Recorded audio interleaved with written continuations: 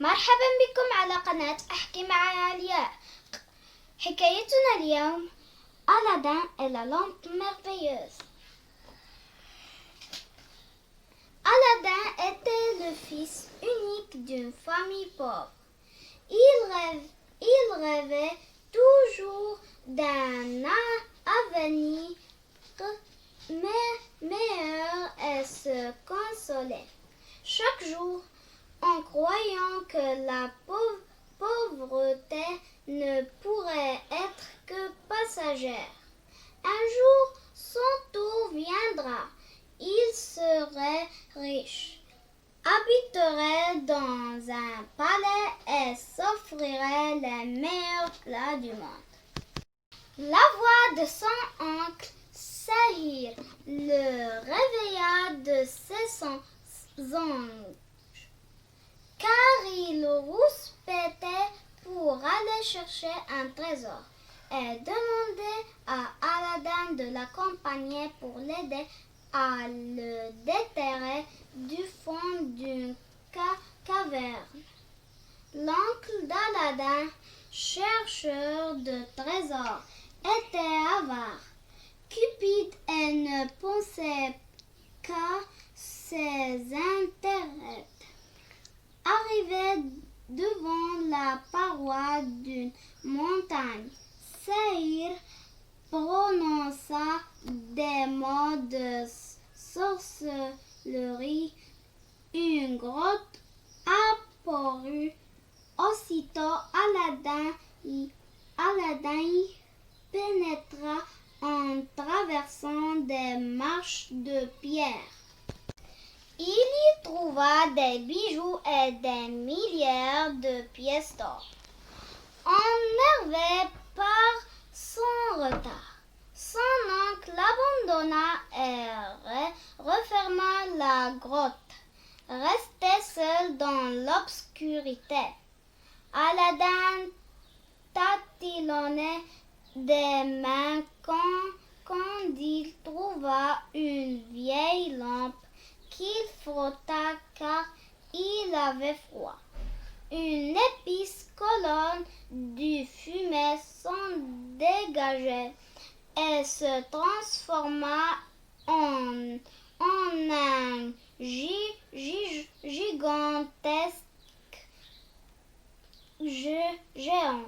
Aladdin, qui avait peur, chercha à se cacher. Le génie le rassura. « Maître bien-aimé, tu m'as sauvé de la solitude. Tes demandes sont des ordres à exécuter. » Aladdin demanda au génie de le ramener à la maison maternelle.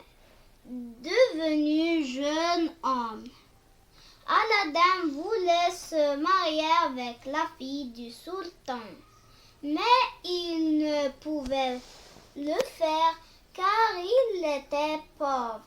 D'autre part, le fils du ministre prétendait lui aussi à la même chose. Alors qui l'emporterait, le fils de pauvre ou le fils du ministre? Le génie se chargeait de changer les événements. Il jeta un maléfice au fils du vizir qui devient idiot. Construisit un grand palais pour Aladdin et lui procura beaucoup de cadeaux. Aladdin épousa la princesse et ils vécurent dans le nouveau palais. Une année après, Sahir sut que son œuvre était devenu riche et proche du sultan. Il se déguisa en marchand de lampes et se mit à crier à travers à travers les fenêtres du palais. Échangez vos anciennes lampes contre d'autres neuves. La servante d'Aladin crut faire une bonne affaire en échange la vieille lampe magique contre une neuve.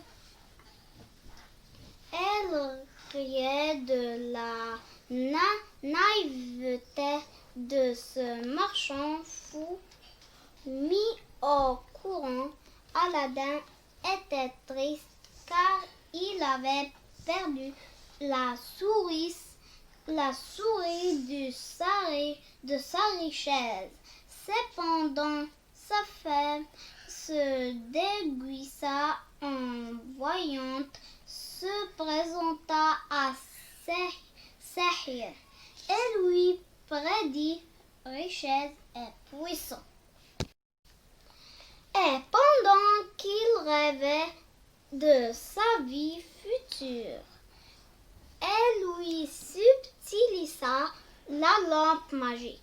Aladin et sa femme décidèrent de jeter la lampe à la mer et de ne plus compter que sur leur volonté et leur travail pour devenir riches.